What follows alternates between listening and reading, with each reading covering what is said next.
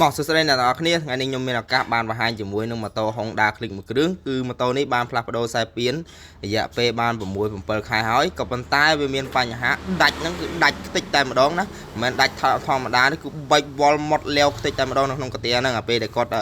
ដាច់នៅភ្នំពេញហើយគាត់បានឲ្យជាងនៅពេញហ្នឹងគឺគាត់ដូរហើយខ្សែពៀនដែលខ្ញុំបង្ហាញនេះគឺខ្សែពៀនទើបតែដូរបានទើបតែកន្លះខែទេគឺបញ្ហាគឺកើតចេញអំពី Ford នោះ Ford កន្លែងកលេខាងក្រោយហ្នឹងវាបែកតែអញ្ចឹងវាធ្វើឲ្យប្រឡាក់ជាមួយនឹងខ្សែពៀនវាធ្វើឲ្យហើមឆាប់ដាច់ឆាប់ពុកឆាប់ផុយអីចឹងទៅអញ្ចឹងខ្ញុំឆែកមើលចានឃ្លីក៏វាមានបញ្ហាដែរអញ្ចឹងគឺគាត់ត្រឹមតម្រូវឲ្យខ្ញុំដូរមុននឹងដូរគឺយើងត្រូវការលាងសម្អាតកាទៀហ្នឹងឲ្យស្អាតបាតសិនណាហ្នឹងហើយមិនមែនចេះតែដូរទេគឺយើងត្រូវតែលាងវាសិនកាលណាដែលយើងដាក់ទាំងសពីសភូអញ្ចឹងគឺអត់កើតទេខូចឈ្មោះខូចកេរឈ្មោះអស់ហើយហ្នឹងហើយ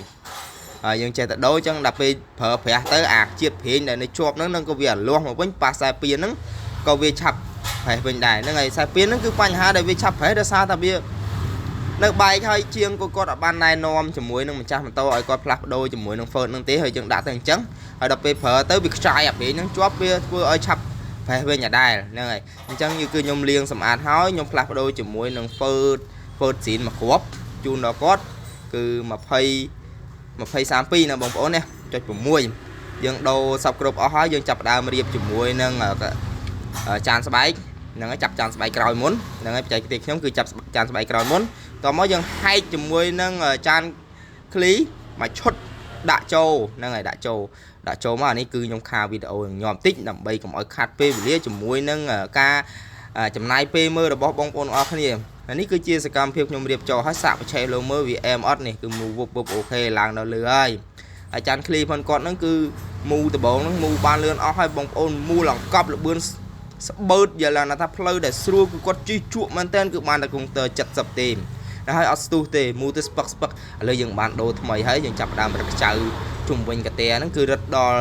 ល្មមមកជុំវាសិនគឺអត់តន់រឹតបតឹងទេហ្នឹងហើយដល់ពេលយើងរឹតចូលមកជុំអស់ហើយយើងចាប់ដើមរឹតវាយកមកតឹងតែម្ដងហ្នឹងហើយបងប្អូនយើងរឹតវាមកតឹងតែម្ដងទៅហើយឥឡូវយើងចាប់ដើមបរហូរជាមួយនឹងប្រេងកាឡេចោមកន្លំឆែមើលប្រេងកាឡេគេលោកអើយលោក Oh my god.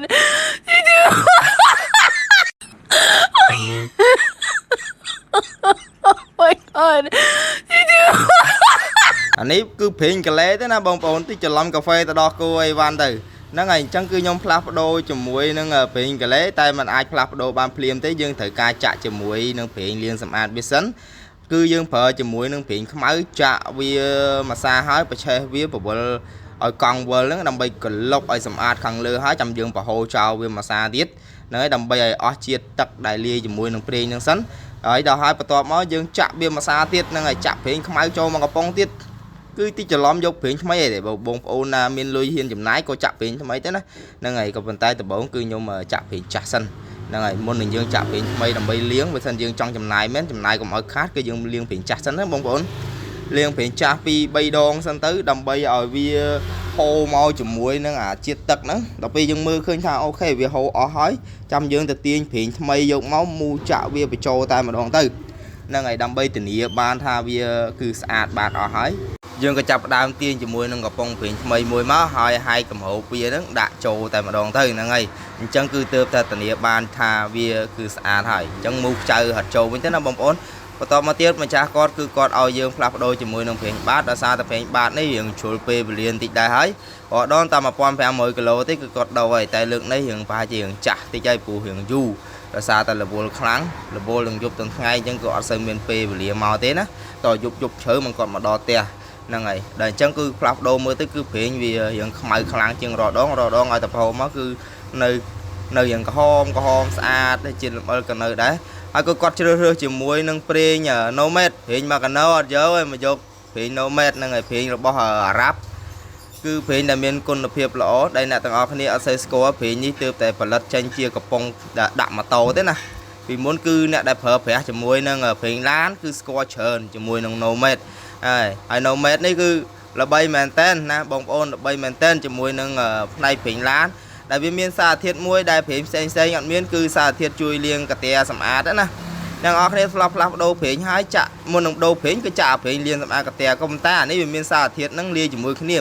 nâng lực dương chạ châu từ bốn nó dương khmai đào hai lực cởi dương bảo nó bị đau à xa thiệt khmai ấy nó châu đau tam bình bạn nó lực cởi tiết bông ôn bảo hồ nó cứ xa tài mà đòn ai con được phép cứ vía mình tranh thì mùi chừng luôn đại mình làm lại thayผมbay riêngผมbuồn riêng đọc riêng thế là bông ôn hai phê ní thu mình tên ta phải làm gì